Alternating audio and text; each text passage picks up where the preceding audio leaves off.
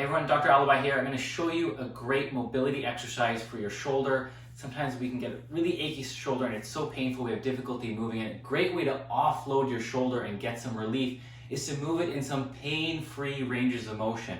So we're going to find that range. The best way to offload it is actually if you want to grab a countertop or a chair, get into a lunge stance, make sure your back's in a neutral position, okay? If you need to use something that's higher up, you can if you need to. And I'm going to just support my body weight, right, on the chair here. And if this shoulder is injured, I'm just going to let it dangle to the ground, like let it reach for it. You're not using any muscles. You're just letting your whole shoulder kind of passively move towards the ground. I'm almost extending my hand for the ground. And I'm going to start doing some circles. Now, if these are painful, then you can try going back and forth, okay, side to side. This is called a pendulum exercise. So find the pendulum that's pain-free. Now, if it's just a little stiff when you're doing the circles, well, then challenge that stiffness and make bigger circles.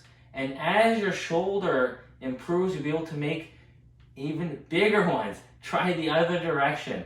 I love the back and forth. If you want to add a little bit of English in it, you can add a little bit of extra end range movement, or if you get that range back up all the way to here, or even forward too. The idea is to move in pain-free ranges. If you're feeling stiffness, then push into that stiffness. If there's a little pain, you can back off. Be creative, have fun with it. It actually should be a really relaxing exercise. Take some deep breaths and let me know how it goes. Take care.